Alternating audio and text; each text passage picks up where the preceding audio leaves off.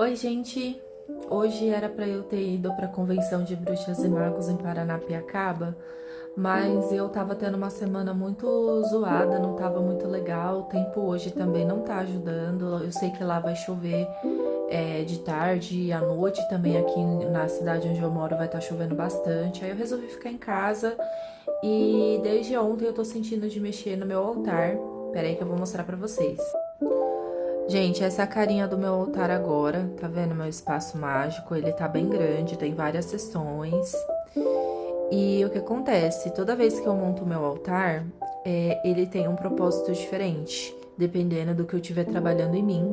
E daí eu resolvi fazer um videozinho pra vocês, explicando como que o altar de vocês pode ser uma extensão do processo de autoconhecimento que vocês estiverem passando no momento.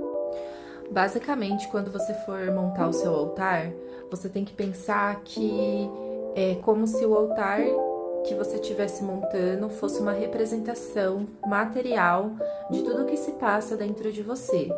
Geralmente, na magia e na bruxaria, a gente geralmente monta o nosso altar que esteja de acordo com as nossas práticas ou com alguma divindade especificamente.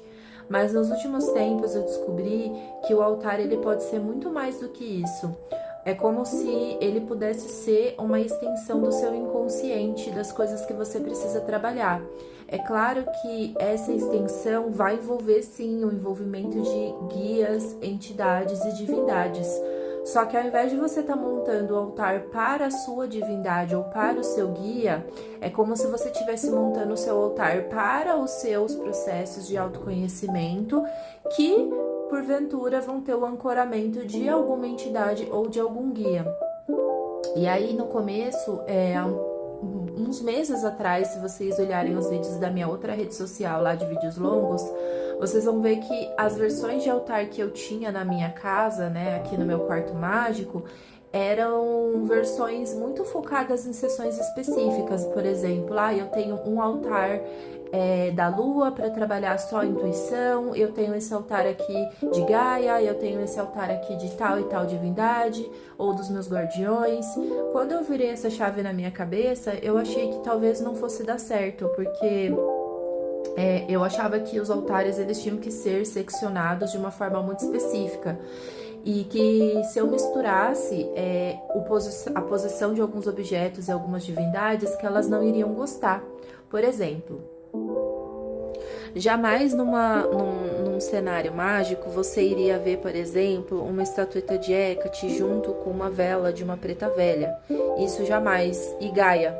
Tipo assim, na minha cabeça e o que a gente aprende em ensinamentos e fundamentos de muitas pessoas dentro da magia, isso jamais iria acontecer.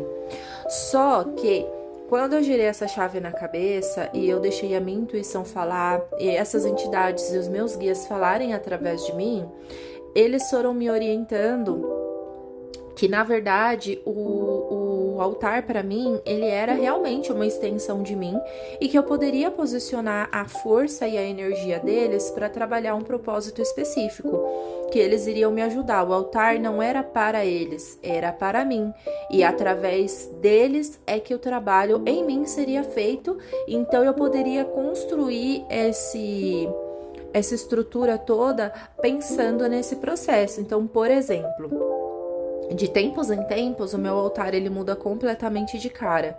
Então, por exemplo, esse espacinho aqui, eu tô trabalhando aspectos de nascimento.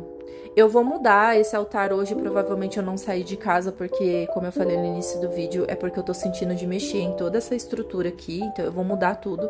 Mas até então eu tava trabalhando nesse cantinho aqui, aspectos de nascimento, então por isso que eu coloquei aqui a minha criança interior, as coisinhas da minha criança interior, coloquei aqui Gaia, eu coloquei aqui a minha preta velha, porque ela queria estar me ajudando nesse processo aqui no meu inconsciente de questões do meu passado, da minha infância, etc, etc. E Hecate também tá me ajudando nesse momento. Agora, hoje provavelmente vai mudar, porque, enfim, eu já tô sentindo de mexer. E é assim que funciona. Eu monto meu altar, ele fica com essa configuração específica e aí eu começo a ter muito sonho, muitas liberações, muitos insights. Aí, isso, gente, pode durar, por exemplo, uma semana, pode durar um mês, pode durar um dia, não sei, cada pessoa é uma pessoa, não sei se você já teve essa sensação. Aí eu integrei tudo que eu precisava integrar. Aí começa a vir aquela sensação, vamos mexer no altar? Vamos mexer no altar? Vamos mexer no altar? Então, comparando com a prática de outras pessoas, eu percebi que a minha é muito diferente nesse sentido, que ao invés de você fazer um altar para uma entidade, e às vezes esse altar ele muda de configuração, mas é sempre em prol para respeitar a força daquela divindade ou daquela entidade. No meu caso, é o contrário. As entidades, dependendo do trabalho que elas precisam fazer comigo em algum aspecto da minha vida, elas vão, na hora que eu for mexer no altar, me mostrar aonde elas querem ficar. E não é nem só as divindades em si, mas os objetos, gente. Cada objeto pode ser um cristal. Eu pego ele e aí ele fala, eu quero, por exemplo, ficar aqui. Num raciocínio lógico, por exemplo, se eu tivesse seguindo a estrutura que eu fazia antigamente, que muitos bruxos fazem, eu ia falar, por exemplo, não tem o menor cabimento eu colocar, por exemplo, uma estatueta de Hecate junto com uma vela de firmeza de preto velho. Só que naquele momento, essas duas divindades estavam, uma entidade e uma divindade, estavam me ajudando a trabalhar aspectos da minha criança interior. Teve um tempo atrás, por exemplo, que eu tava com Hecate em outra posição do altar, nada a ver, numa sessão em que eu tava aprendendo a lidar com a energia da morte, né? A representação da morte, o que é a morte? Morte de um ciclo, uma morte literal, ou uma morte de um processo dentro da minha cabeça. Entende o que eu quero dizer? Eu acho que deu para entender o que eu tava querendo dizer e eu queria compartilhar isso com vocês. Como que vocês podem usar o altar de vocês, o espaço sagrado de vocês, não só para uma divindade específica, mas como uma extensão do seu inconsciente. E deixar o seu corpo falar, deixa os objetos falarem. Ao invés de você racionalizar, eu vou colocar esse incensário na esquerda, eu não vou colocar na direita. Se você fosse se conectar com a energia do seu altar como uma extensão do seu inconsciente, e esses objetos também fazerem essa conexão para te ajudar a trabalhar onde eles gostariam de ficar, você vai perceber que a configuração do seu espaço mágico ficaria completamente diferente. E tá tudo bem.